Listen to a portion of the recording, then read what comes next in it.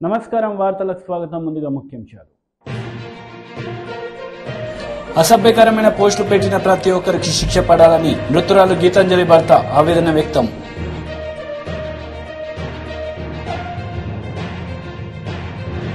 కళలకు రెక్కలు పథకంలో భాగంగా విద్యార్థినుల రిజిస్ట్రేషన్ నమోదు కార్యక్రమంలో పాల్గొన్న టీడీపీ అధినేత నారా చంద్రబాబు నాయుడు.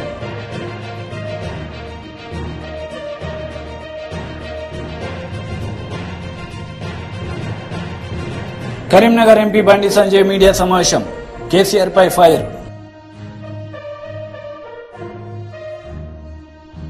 కళలకు రెక్కలు పథకంలో భాగంగా విద్యార్థినుల రిజిస్ట్రేషన్ నమోదు కార్యక్రమంలో టీడీపీ అధినేత నారా చంద్రబాబు నాయుడు పాల్గొన్నారు. ఈ సందర్భంగా ఆయన మాట్లాడారు. వాళ్ళు ముందుకు పోయే అవకాశం వస్తుంది. అదే సమయంలో ఈరోజు మళ్లీ నేను ఒక కార్యక్రమానికి శ్రీకారం చుట్టాను. మీ కళలకు రెక్కలు. ఈ కార్యక్రమం ఒక వినూత్నమైన కార్యక్రమం. కళలకు రెక్కలున్నప్పుడు నేను ఎప్పుడో చెప్పాను, dare to dream, strive to achieve. అదే అబ్దుల్ కలాం గారు ధైర్యంగా కలలు కనండి, దాన్ని సాధికారం కోసం కృషి చేయమని దేశమంతా తిరిగి చెప్పారు. ఈరోజు నేను ప్రత్యేకంగా మహిళా శక్తిని గుర్తించి, మహిళలకు ఉండే అవకాశాలను గుర్తించి మహిళల కోసం ఒక ప్రత్యేకమైన కార్యక్రమం తీసుకొచ్చాం.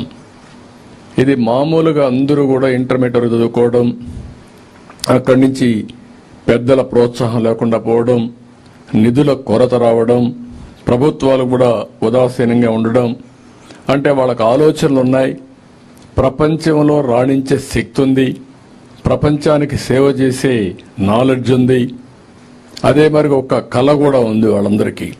కానీ ఆ కళలు సాధికారం కావాలంటే ఎక్కడికక్కడ ఆర్థిక ఇబ్బందులు, కుటుంబంలో నిరుత్సాహం, చదివించాలంటే ముందుకు రాకుండా పోయే పరిస్థితి వస్తూ ఉంది. అందుకే ఈ కార్యక్రమంలో మీరు చూస్తే మొత్తం ఎవరైతే ఆడపిల్లలు చదువుకోవాలనుకుంటారో గవర్నమెంట్ స్కూల్స్ కానీ గవర్నమెంట్ ఇచ్చే స్కాలర్షిప్లని తీసుకుంటూనే ఇంకా బాగా చదువుకోవాలి, లేకుంటే శిక్షణకి వెళ్ళాలి, స్కిల్ డెవలప్మెంట్కి వెళ్ళాలి, అదనంగా నాలెడ్జ్ నేర్చుకోవాలి అనుకునే ప్రతి ఒక్కరికి ఎంత డబ్బులైనా తీసుకొని చదువుకునే విధంగా తెలుగుదేశం పార్టీ ఒక కార్యక్రమాన్ని తీసుకొచ్చాం. దీనివల్ల వాళ్ళందరూ బ్యాంకు లోన్ తీసుకుని స్వేచ్ఛగా వాళ్ళు చదువుకునే అవకాశం వస్తుంది. ఏదో స్కాలర్షిప్లు అంటే ఒక 10 కోట్లు 20 కోట్లు ఇవ్వడం, మధ్యలో దాన్ని నిలిపేయడం, వీళ్ళు చదువుకు ఆపేసే పరిస్థితికి వస్తున్నారు. ప్రపంచంలో బ్రహ్మాండమైన అవకాశాలున్నాయి. నాకు ఒక విశ్వాసం కూడా ఉంది. 25 సంవత్సరాల కంటే ముందు ఇచ్చిన విజన్ ఈరోజు ప్రపంచం మొత్తం తెలుగు కమ్యూనిటీ హైయెస్ట్ పరికారం ఉంది. మీరు అమెరికాకు పోయినా, ఆస్ట్రేలియాకు పోయినా, ఆఫ్రికాకు పోయినా, ఎక్కడ ఒక పాష్ లొకాలిటీ ఉందంటే ఆ దేశంలో ఎక్కువ తలసరి ఆదాయం ఎవరికన్నా వస్తా ఉందంటే అది భారతీయులు. అందులో అగ్రస్థానాన తెలుగు వాళ్ళు ఉన్నారు. ఇది గర్వకారణం. ఇందులో మళ్లీ ఒకప్పుడు ఆడపిల్లలందరూ ఇంటికే పరిమితం అయ్యేవాళ్ళు, ఉద్యోగాలు చేసేవాళ్ళు కాదు. అంటే వీళ్ళు చదువుకోకుండా ఒక గృహిణిగా ఉండిపోయేవాళ్ళు. ఈరోజు మగవారితో సమానంగా ఆడపిల్లలు పనిచేసే పరిస్థితికి వచ్చారు. నేను చాలా మందిని అనేక సందర్భాల్లో ఇంటర్వ్యూలు చేశాను, ఎంక్వైరీ చేశాను. భార్యాభర్త ఇద్దరు ఐటీ ప్రొఫెషనల్స్ అయితే ఎవరికి ఆదాయం ఎక్కువ వస్తుందంటే పోటీపడి సంపాదించే పరిస్థితికి వచ్చారు. ఒక విధంగా చెప్పాలంటే చాలా మందిని చూసినప్పుడు మగపిల్లల కంటే ఆడపిల్లలకే ఎక్కువ ఆదాయం వస్తూ ఉంది. అంటే దీన్ని బట్టి మనం ఆలోచించుకోవాల్సింది, ఏ విషయంలో కూడా ఆడపిల్లలు తక్కువ కాదు. కానీ వాళ్ళకు మెరుగైన అవకాశాలు ఇవ్వడం, రైట్ టైంలో వాళ్ళని ప్రోత్సహించడం, వాళ్ళని ఎక్కడికక్కడగా ఎంకరేజ్ చేయగలిగితే బ్రహ్మాండంగా విజయాలు సాధించే పరిస్థితికి వస్తారు. ఈ కార్యక్రమం కోసం ఎంత డబ్బులైనా ఆ డబ్బులంతా గవర్నమెంట్ గ్యారంటీ ఇస్తాం, వడ్డీ అంతా గవర్నమెంట్ కడతాం.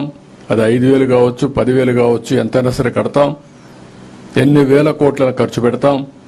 ఆ పెట్టుబడి రాష్ట్ర భవిష్యత్తు కోసం పెట్టే పెట్టుబడి, ఆడబిడ్డల భవిష్యత్తు కోసం ఖర్చు పెట్టే పెట్టుబడి. ఈ పెట్టుబడి వల్ల ఒక ఆత్మవిశ్వాసం వస్తుంది. స్కిల్ డెవలప్మెంట్ కూడా సైమల్టేనియస్గా ఇప్పటి నుంచే ఈ హై స్కూల్లో ఉన్నప్పుడే పిల్లలు ఒక ప్లానింగ్ చేసుకునే అవకాశం వస్తుంది. నేను పెద్ద అయితే ఈరోజు మనం చూస్తున్నాం. ఒకప్పుడు నేను ఐటీ చదువుకోమంటే అందరూ నవ్వారు. ఐటీ ఏంటి అని మాట్లాడేది, అదేంటి, అది ఎక్కడుందని మాట్లాడారు. ఆ రోజు నేను ప్రపంచం అంతా తిరిగి చెప్పాను, ఐటీ వల్ల మీ జీవితాల్లో మార్పు వస్తుంది. మీ పిల్లలకి ఎంత భూమి ఇస్తారనేది ముఖ్యం కాదు, ఎంత డబ్బులు ఇస్తారనేది ముఖ్యం కాదు, ఎంత బాగా చదివిస్తారనేది చాలా ముఖ్యం. ఆ చదువు వాళ్ళ ప్రయోజకులు చేస్తుంది. అసభ్యకరమైన పోస్టులు పెట్టిన ప్రతి ఒక్కరిని శిక్షించాలని మృతురాలు గీతాంజలి భర్త అన్నారు. ఈ సందర్భంగా మీడియాతో ఆయన ఆవేదన వ్యక్తం చేశారు. ఇళ్ల పట్టా తీసుకొని వచ్చిన తర్వాత తన సంతోషం హ్యాపీగా చెప్పింది. సందులో 30 మంది వెళ్తే నన్ను ఒకదాన్ని స్టేజ్ మీదకి ఎక్కించారు. నాకు చాలా హ్యాపీగా ఉంది, శివన్న గారు ఇచ్చారు అని చెప్పి చక్కగా అన్ని హ్యాపీనెస్ చెప్పింది. ఇంకో వీడియో వాళ్ళ ఫ్రెండ్తో తీసిన వీడియో చూపించింది, మాట్లాడింది, ఇంటర్వ్యూ చూపించింది, బాగుందన్నాను, అది అన్నాను. తర్వాత మరుసటి రోజు నుంచి వీడియో పోస్ట్ అయిన సోషల్ మీడియాలో పోస్ట్ అయిన తర్వాత దగ్గర నుంచి బ్యాడ్ కామెంట్స్ అనేవి వచ్చినాయి. అవి మేము అంత బ్యాడ్ కామెంట్స్ వలన తను మానసికంగా బాగా ఇదైపోయింది. ఎవరు చెప్పించలేదు, ఎవరితోనూ చెప్పలేదు. అందరూ తన మనస్ఫూర్తిగా నిజంగా తన మనసులో మాకు ఆ పథకాలు నిజంగా అందినాయి కాబట్టి మనస్ఫూర్తిగా చెప్పింది. తనకి జగన్ అన్న అంటే గౌరవం, శివన్న అన్న గౌరవం, అందరూ గౌరవం. ఏ పార్టీ మేము ఆ పార్టీ మనుషులం కాదు. మాకు ఇంత హెల్ప్ చేశారు. అయినా వాళ్ళ గురించి స్వతంత్రంగా చెప్పినందుకు ఈ ట్రోల్ ఇలా చూసింది. నాకు కూడా చెప్పుకోలేనంత మెసేజ్లు చదివింది. నేను అప్పటికి 2 చూశాను. 2 చూస్తేనే నాకు మనసుకి బాధేసింది. కానీ ఎన్నో 100 మెసేజ్లు వచ్చినాయి అని చెప్పి అన్నారు. నేను అవి కూడా చూడలేకపోయాను. నేను ఇలాంటి పరిస్థితి ఇంకెవరికి రాకూడదు. ప్రతి ఒక్క కామెంట్ పెట్టిన వాళ్ళు ప్రతి ఒక్కరికి శిక్ష పడాలి. బ్యాడ్ కామెంట్స్ దయచేసి పెట్టమాకండి. ఇంకో కుటుంబం ఇలా వీధికి పడకూడదు దయచేసి నేను చెప్తున్నాను. TDP MLC Vepada Chiranjeevirao media సమావేశం నిర్వహించారు. ఈ సందర్భంగా పలు అంశాలపై ఆయన మాట్లాడారు. సింగిల్ బెంచ్, ముఖ్యంగా ఆ రోజు డివివి గౌరవ జడ్జి గారు సోమయాజులు గారు దీనిపై 2021 జూన్లో ఒక స్టే ఇచ్చారు. ఏంటంటే నోటిఫికేషన్లో డిజిటల్ ఎవాల్యుయేషన్ ఎక్కడా పదం వాడకుండా డిజిటల్గా ఎవాల్యుయేషన్ చేశారు కాబట్టి దీన్ని ఆపండి, ఇంటర్వ్యూలు నిర్వహించవద్దు అని స్టే ఇచ్చారు. మరలా 2021 అక్టోబర్ 1వ తేదీన గౌరవ సోమయాజులు గారు, డివివి సోమయాజులు గారు ఫైనల్ జడ్జిమెంట్లో ఈ డిజిటల్ ఎవాల్యుయేషన్ చెల్లదని చెప్తూ 3 నెలల్లో మాన్యువల్ ఎవాల్యుయేషన్ చెయ్యాలి అని చెప్పి అక్టోబర్లో తీర్పిచ్చారు. అంటే 2021 అక్టోబర్లో జడ్జిమెంట్ వచ్చింది కాబట్టి ఇంచుమించుగా 2021 డిసెంబర్ 3 నెలలు టైం తీసుకుని 3 నెలల్లో మాన్యువల్ ఎవాల్యుయేషన్ పూర్తి చేయాల్సిన అవసరం ఉంది. అప్పుడు ఏపీపీఎస్సీ వారు ఎలాంటి అప్పీల్కి కూడా వెళ్ళలేదు. అభ్యర్థులు కూడా ఏం చెప్పారంటే మీరెవ్వరు కూడా అప్పీల్కి వెళ్ళకండి, మేము జెన్యూన్గా మాన్యువల్గా ఎవాల్యుయేషన్ చేసి అభ్యర్థులందరికీ న్యాయం చేస్తాము అని ఆ రోజు ఏపీపీఎస్సీ కూడా ఓ పత్రికా ప్రకటనని విడుదల చేసింది. అంతవరకు బాగానే ఉంది. అయితే ఇక్కడ గమనించాల్సింది ఏంటంటే 2021 డిసెంబర్ 5వ తేదీ నుంచి ఫిబ్రవరి 2వ తేదీ వరకు మాన్యువల్ ఎవాల్యుయేషన్ అనేది జరిగింది అని చెప్పడానికి ఏపీపీఎస్సీ వారే అధికారికంగా 2021 డిసెంబర్ 6వ తేదీన స్పాట్ ఎవాల్యుయేషన్ క్యాంపును మేము ప్రారంభించాము అని చెప్తూ ఏపీపీఎస్సీ లెటర్లో ఏపీపీఎస్సీ వారు అధికారికంగా ఒక లెటర్ని విడుదల చేశారు. ఈ లెటర్ని కూడా నేను మీకు చూపిస్తున్నానండి. ఇది ఇంచుమించు ఫిబ్రవరి వరకు కొనసాగింది. మరలా ఫిబ్రవరిలో అదే ఏపీపీఎస్సీ వారు ఓ లెటర్ని రిలీజ్ చేస్తూ ఎవాల్యుయేషన్ అంతా చివరి దశకు వచ్చేసింది, ఇక మెయిన్స్ రిజల్ట్ని విడుదల చేయడం ఒక్కటే ఉందని చెప్పి ఏపీపీఎస్సీ వారు మరొక లెటర్ని అధికారికంగా విడుదల చేశారు. ఇక ఫిబ్రవరిలో సాక్షి న్యూస్ పేపర్లో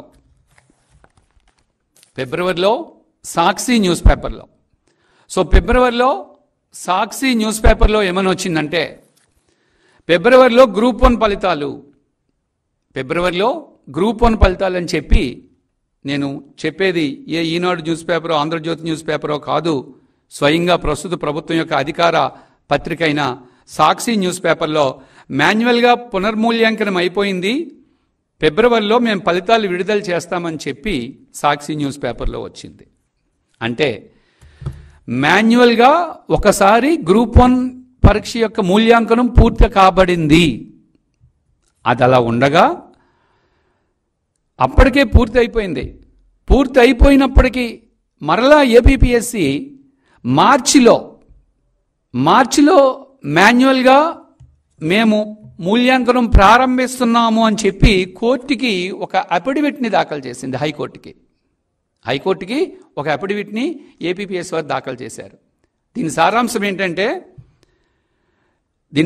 ఏంటంటే 2022 మార్చి 25వ తేదీ నుంచి ఏపీపీఎస్సి మెయిన్స్ మాన్యువల్ ఇవాల్యుయేషన్ అనేది ప్రారంభమయ్యింది అని చెప్పి ఏపీపీఎస్సి వారు హైకోర్టుకి ఒక అఫిడవిట్ని దాఖలు చేశారు.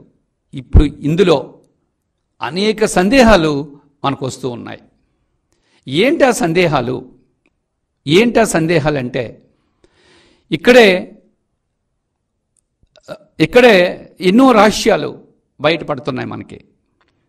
2021 డిసెంబర్ నుంచి 2022 ఫిబ్రవరి వరకు మాన్యువల్ ఎవాల్యుయేషన్ పూర్తి అయిపోయింది. దాన్ని తొక్కుపెట్టి ఆ పూర్తి అయిపోయిన ఫలితాలను పక్కన పెట్టి 2022 మార్చిలో ఎవాల్యుయేషన్ మేము ప్రారంభిస్తున్నామని చెప్పి హైకోర్టుకి ఏబీపీఎస్సి వారు తప్పుడుగా అఫిడవిట్ని అందించారు. ఎలా చెప్తారు మీరు తప్పుడు అఫిడవిట్ ఇచ్చారని చెప్పి? మాజీ మంత్రి నిరంజన్ రెడ్డి మీడియా సమావేశం నిర్వహించారు. ఈ సందర్భంగా ఇరు పార్టీలపై ఆయన మండిపడ్డారు. ఇలా బీఆర్ఎస్ ప్రతిపక్షంలో ఉంది, అధికారంలో లేం. మనం ఎన్నో మాటలు చెప్పి కాంగ్రెస్ అధికారంలోకి వచ్చింది. మరి ఆ చెప్పిన మాటలు అవన్నీ ఆచరణ రూపం దాల్చాలి, దానికి ఒత్తిడి పెరగాలి ప్రజల నుంచి, తెలంగాణ సమాజం నుంచి. తెలంగాణ ప్రజలు బీఆర్ఎస్ పార్టీ ఒక విపక్షంగా కాంగ్రెస్ పార్టీ ఇచ్చినటువంటి హామీలను నెరవేర్చడానికి ఒక ఒత్తిడి తీసుకొచ్చే ప్రయత్నం మనం చేయకపోతే ప్రజాస్వామ్యం ఇంకా పలసపడిపోతుంది. అంటే ప్రజలను ఎన్ని రకాలైనా సరే మోసం చేసి, ఎన్ని రకాల తప్పుడు వాగ్దానాలైనా సరే చేసి వాళ్ళ తీర్పు తీసుకొని వాళ్ళకి పని చేయకపోయినా చెల్లుబాటు అవుతుంది అనేటువంటి ఒక తప్పుడు సంకేతం అది రికార్డ్ అయిపోతుంది, నిర్దిష్టం అయిపోతుంది, రాంగ్ ప్రెసిడెంట్ అయిపోతుంది. ప్రజాస్వామ్యంలో పరిణతి ఏటేటా పెరగాలి, ఎన్నికకు పెరగాలి. కానీ అటువంటి దురదృష్టవశాత్తు ఈ రెండు జాతీయ పార్టీలు అవలంబిస్తున్నటువంటి వైఖరి మూలంగా వాళ్ళు ప్రబోధించినటువంటి జాతీయ పార్టీలుగా వాళ్ళు ప్రబోధించినటువంటి నీతి సూత్రాలు కానీ శుద్ధులు కానీ అవేవి వాళ్ళు పాటిస్తలేరు. ప్రాంతీయ పార్టీలను మింగేయడానికి కానీ, ఆయా రాష్ట్రాల్లో ఉండేటువంటి ఫెడరల్ స్ఫూర్తికి వ్యతిరేకంగా కానీ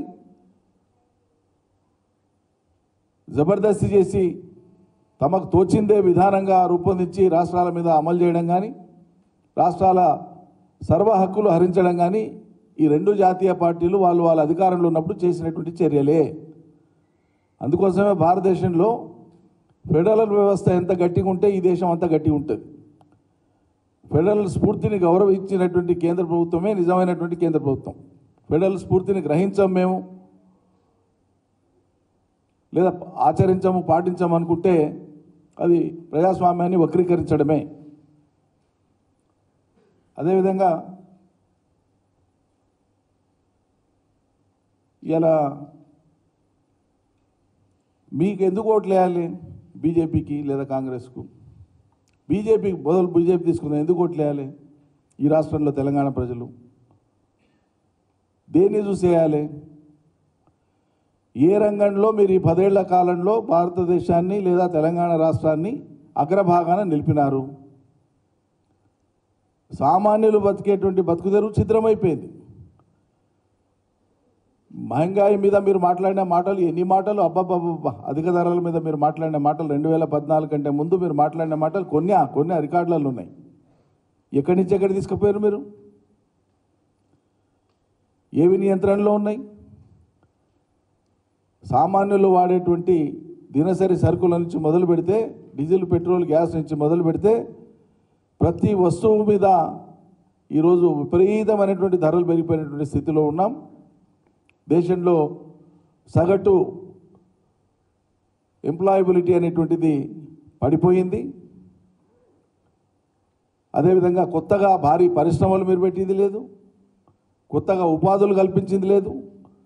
మీ చర్యల మూలంగా తెలంగాణ రాష్ట్రంలో ఏమన్నా కొద్దిమంది లక్షలాది మంది యువకులకు మేము ఉపాధి ఇచ్చినామని చెప్పేది ఏదైనా ఉందా? ఒకటేనా? మేము ఒక రాష్ట్రంగా, తెలంగాణ రాష్ట్రంగా, కొత్తగా ఏర్పడిన రాష్ట్రంగా అనేక ప్రయాసాలు కోర్చి ఐటీని అభివృద్ధి పరిచి ఐటీలో సుమారు 6,30,000 ప్రత్యక్ష ఉద్యోగాలను పెంచినాం. టీపాస్ ద్వారా, కొత్త పారిశ్రామిక విధానం ద్వారా అనేక చిన్న మధ్యతరగతి భారీ పరిశ్రమలకు అనుమతులు ఇచ్చి లక్షల మంది యువతకి ఉపాధులు ఇచ్చినాం. అనేక రంగాల్లో ఉపాధులు వచ్చినాయి.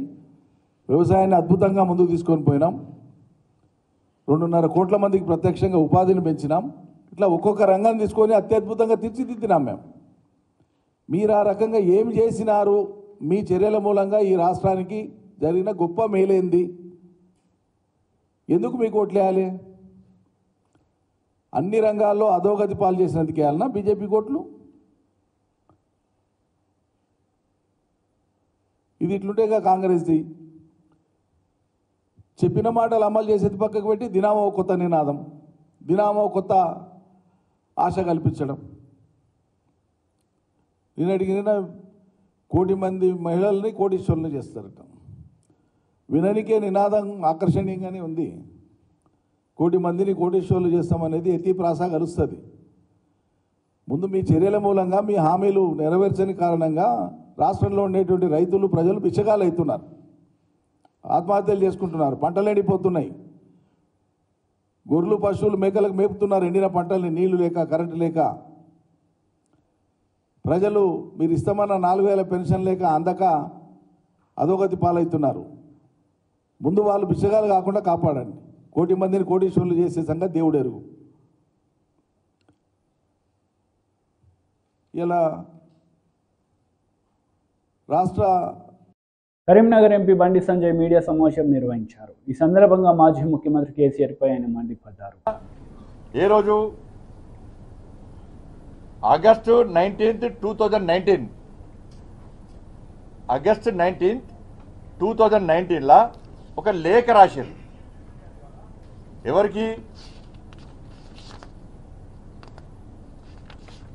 రాష్ట్ర ప్రభుత్వానికి. కేంద్రం ఇచ్చినటువంటి నిధులను మీరు ఎందుకు డైవర్ట్ చేశారు?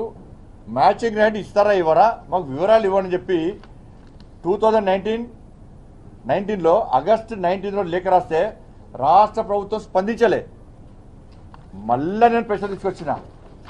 సెకండ్ టైం మళ్ళా November 6, 2019 November 6, 2019 రోజు మళ్ళా లేఖ రాసింది కేంద్ర ప్రభుత్వం రాష్ట్ర ప్రభుత్వానికి. మళ్ళా మాట్లాడే రిప్లై ఇవ్వలే. మళ్ళా మూడవసారి June 4, 2020లా June 4, 2020లా మళ్ళా లేఖ రాష్ట్రం, మళ్ళా స్పందించలే. 3 సార్లు లేఖ రాస్తే కనీసం స్పందించలే రాష్ట్ర ప్రభుత్వం. తిరిగి అర్బన్ డెవలప్మెంట్ కమిటీ హైదరాబాద్లో మీటింగ్ అయినప్పుడు నేను ఆ కమిటీ మెంబర్ కాబట్టి అరవింద్ కుమార్ గారు ఆ రోజు అర్బన్ డెవలప్మెంట్ స్టాండింగ్ కమిటీ మీటింగ్కి వస్తే నేను ప్రశ్నించిన తర్వాత మినిస్టర్ రికార్డ్ అయింది. కేసీఆర్ కన్నా కళ్ళు దొబ్బితే పోయి చూసుకోవాలి, ఇక్కడ అపర మీద కళ్ళు దొబ్బితే పోయి చూసుకోవాలి, మీడియాలో కూడా వచ్చింది ఆ రోజు. కేంద్రం ఇచ్చే నిధులు ఎందుకు డైవర్ట్ చేస్తున్నారు అంటే ఇస్తాం సార్ అన్నారు, ఇచ్చినామన్నారు, చూపెట్టు అంటే ముఖం నెలకేసిరు ఆ రోజు. లాస్ట్ నేను వార్నింగ్ ఇచ్చిన, మీరు ప్రజలకు అన్యాయం చేస్తున్నారు. కేంద్రం ఒక మంచి ఆలోచనతో స్మార్ట్ సిటీ పథకాన్ని ప్రారంభించింది, కానీ కేంద్రం ఇచ్చిన డైవర్ట్ చేస్తున్నారు, రాష్ట్ర ప్రభుత్వం వాటా ఇస్తారా ఇయ్యారా అని చెప్పి నేను వార్నింగ్ ఇచ్చిన తర్వాత అప్పుడు ఆ ప్రిన్సిపల్ సెక్రటరీ గారు ఇస్తాం సార్ అంటే ఎన్ని రోజులు ఇస్తారని చెప్పి అడిగిన. సార్ 1 వీక్ లోపల ఇస్తామన్నారు. 1 వీక్ లోపల మీరు ఇవ్వకుంటే ఇంట్రెస్ట్తో సహా వసూలు చేస్తా అని చెప్పి నేను వార్నింగ్ ఇచ్చిన తర్వాత ఆ రోజు కేంద్ర ప్రభుత్వ నిధులను ఇచ్చి రాష్ట్ర ప్రభుత్వం వాటా ఇచ్చారు. మరి ఇన్ని రోజులు ఈ అపర మేధావి, ఈ స్వయం ప్రకటిత మేధావి కేంద్రం ఇచ్చేందులో కేసీఆర్ దొబ్బిపోతే నిధులను దారి మళ్లిస్తే ఈ కేంద్రం ఇచ్చే లేఖ నీకు ముట్టింది కదా, నువ్వు ఎందుకు రిప్లై ఇవ్వకుండా ఆపినావు? స్మార్ట్ సిటీ నువ్వే వర్క్ వచ్చి అంటున్నావు కదా. మరి నీ కేంద్రం ఇచ్చిన దారి మళ్ళిస్తే ఇన్ని సంవత్సరాలు ఏం చేసినావు? నువ్వు ఏం పీకినావు 2 సంవత్సరాలు? ఈ నిధులు ఏడికి పోయినాయి? ఈ ఇంట్రెస్ట్ ఎందుకు వసూలు చేయాలి రాష్ట్ర ప్రభుత్వం దగ్గర? రాష్ట్ర ముఖ్యమంత్రి గల్లబట్టి ఎందుకు అడగలే? నేనే వర్కొచ్చిన పోటీ కానీ స్మార్ట్ సిటీ, కానీ కేంద్రం నిధులతో దారి మళ్ళిస్తున్నావు. కేసీఆర్ ఎందుకు దారి మళ్ళిస్తున్నావు? కేంద్రం లేఖ రాస్తుంది, మన ఇజ్జత్ పోతుంది, కరీంనగర్ ప్రజలను అన్యాయం చేస్తున్నామని చెప్పి ఈ స్వయం ప్రకటిత మేధావి ఎందుకు మాట్లాడలే? ఈ నిధులు ఎట్లా వచ్చినాయి? Bandi Sanjay smart city standing committee మీటింగ్లో బండి సంజయ్ కొట్లాడి వార్నింగ్ ఇస్తే ఇవాళ నిధులు స్మార్ట్ సిటీ నిధులు కేంద్రం ఇచ్చిన నిధులతో పాటు రాష్ట్ర ప్రభుత్వం మ్యాచింగ్ గ్రాంట్ వచ్చింది. నీ గొప్పతనం కాదు, మా గొప్పతనం. దీనికి సమాధానం ఇవ్వు. నేను తీసుకొచ్చినా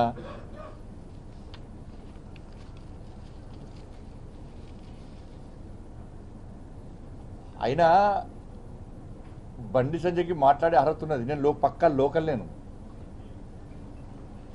నువ్వు లోకల్ కాదు కాబట్టి స్మార్ట్ సిటీ పైసలు అయినా పట్టించుకోవు. జాతీయ రహదారులకు కేంద్రం లేఖ రాసి పడతావు, దాని ప్రయత్నం చేయవు. నీకేమవసరం? లోకల్ కాదు కదా, నువ్వు విట్టువరిగడం కాదు, ఇక్కడ ఉండటం కాదు. లక్షణంగా 1,00,000 ఓట్లతో ఓడగొట్టి నేను 1,00,000 మెజార్టీ నాకు ఇచ్చిర్రు. కేసీఆర్ చెప్పాలి, నువ్వు ముఖ్యమంత్రి ఉన్నప్పుడే 1,00,000 ఓట్లతో ఓడగొట్టిర్రు ఆ వినోద్ కుమార్ గారిని. నీ ముఖం పెట్టుకొని తిరిగిర్రు. నువ్వు ముఖ్యమంత్రి అప్పుడు నీ ముఖం పెట్టుకొని వినోద్ కుమార్ గారు ఓట్లేమని దొరికితే ప్రజలు 1,00,000 ఓట్ల మెజార్టీతో నన్ను గెలిపించరు అని ఓడగొట్టారు. నీ ముఖం పెట్టుకొని తిరుగుతానే నువ్వు ముఖ్యమంత్రిగా ఉన్నప్పుడే. ఇప్పుడు నీ ముఖం చెల్లని రూపాయి అయిపోయింది. ఇది నీకు నుంచి ఓడగొడతాడు. పాపం ఆయనకు 5-10 ఓట్లు పడతాయి వచ్చు. ఆయనకు కేసీఆర్ ముఖం పెట్టుకుంటే ఆయన ఓట్లు పడాయి. ఆయన తెలుసు, అది కూడా ఆయనకు తెలుసు. నాదే చక్కలేదు, నేనే లోకల్ కాదు కాబట్టి ఆయన లోకల్ కాదు కాబట్టి లోకల్ ఇష్యూస్ మీద ఆయన పట్టింపు లేదు. రహదారుల విషయంలో కానీ, స్మార్ట్ సిటీ విషయంలో కానీ, ప్రజలకు న్యాయం చేసే విషయంలో కానీ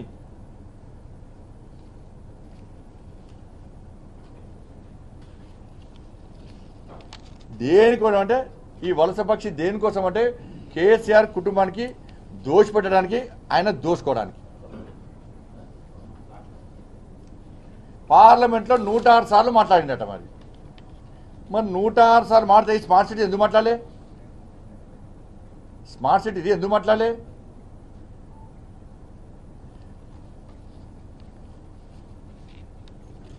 నువ్వు 106 సార్లు మాట్లాడినప్పుడు నేను మళ్ళీ చెప్తున్నా, దయచేసి మీరు బోర్ అనుకోకూడదు.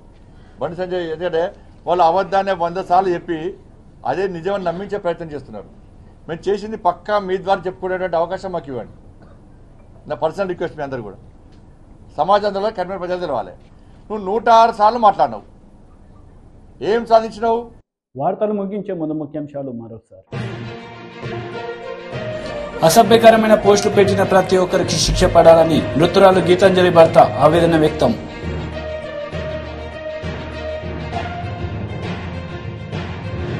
కళలకు రెక్కలు పథకంలో భాగంగా విద్యార్థినుల రిజిస్ట్రేషన్ నమోదు కార్యక్రమంలో పాల్గొన్న టీడీపీ అధినేత నారా చంద్రబాబు నాయుడు.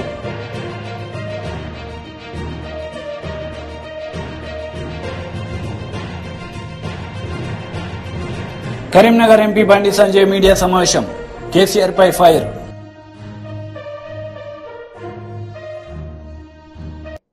ఈ వార్తలు ఇంతటితో సమాప్తం. తిరిగి ప్రసారమయ్యే వార్తలు మళ్ళీ కలుద్దాం. అంతవరకు సెలవు. నమస్తే.